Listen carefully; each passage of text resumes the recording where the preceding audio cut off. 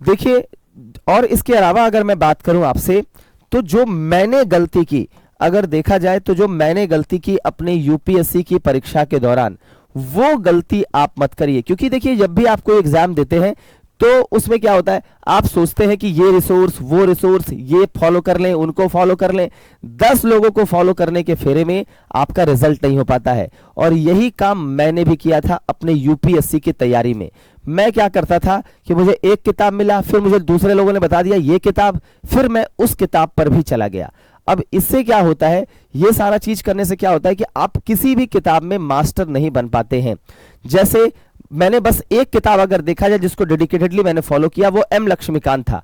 उसमें मैंने ज्यादा रिसोर्स नहीं बदला, और उसका परिणाम ये था कि मेरी पॉलिटी में सवाल गलत नहीं होते थे, और गलत होते थे तो मैं मतलब पहले से मुझे पता होता था कि मुझे इसका आंसर नहीं पता है, लेकिन उसमें नेगेटिव होने की संभावना कम हो जाती थी। लेकिन ज्यादा रिसोर्स पढ़ने से क्या होता है कि आप इससे भी पढ़ लिए, उससे भी पढ़ लिए, उससे भी पढ़ लिए, उसका यूट्यूब भी देख लिए, उसके साथ जाकर भी एमसीक्यूज कर लिए। इससे क्या होगा, आप खुद ही कंफ्यूज हो जाएंगे। और क्या होता है ना, बच्चा एक टीचर के साथ मतलब उसकी भाषा को समझ पाता है। अब 10 जगह से आप पढ़ेंगे, 10 रिसोर्स से आप पढ़ेंगे, तो आपका रिजल्ट गड़बड़ आ जाएगा। तो एक जो गलती मैंने यूपीएससी में की थी वो यही थी कि बहुत सारे रिसोर्सेस को मैंने फॉलो किया था, और इस कारण से मैं यूपीएससी परीक्षा को क्लियर नहीं कर पाया।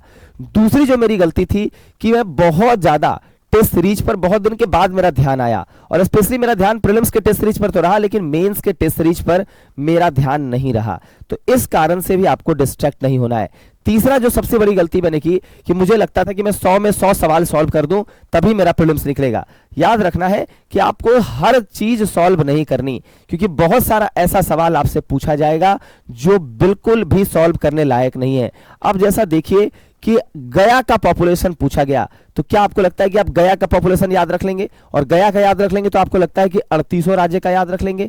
38 राज्य का याद भी रख लेंगे तो क्या आप भारत के सभी स्टेट्स का याद रख लेंगे? नहीं रख पाएंगे। तो इसका मतलब है कि आप मास्टर सब में बनने की कोशिश ना करें, आप सभी सवालों को सॉल्व करने की कोशिश ना करें। और चौथी बात जो आपको बिल्कुल ध्यान में रखनी है वह यह है कि आप यह एग्जाम को क्लियर कर सकते हैं, और एग्जाम से पहले इतना नहीं घबरा जाना जैसा मैं घबरा जाता था कि मुझे लगता था कि अगर एग्जाम नहीं क्लियर हुआ तो मैं क्या करूंगा। वैसा कुछ भी नहीं है। अगर आप कुछ भी नहीं करेंगे फिर भी अगर आपने अच्छे ढंग से तैयारी की है तो आप बिल्कुल कमाल करेंगे। तो ये 4-5 बातों का ध्यान में रखना है। जो मेरी से गलती हुई वो आपसे गलती नहीं होनी चाहिए। ठीक है, चलिए अब सवालों की तरफ आते हैं थोड़ा।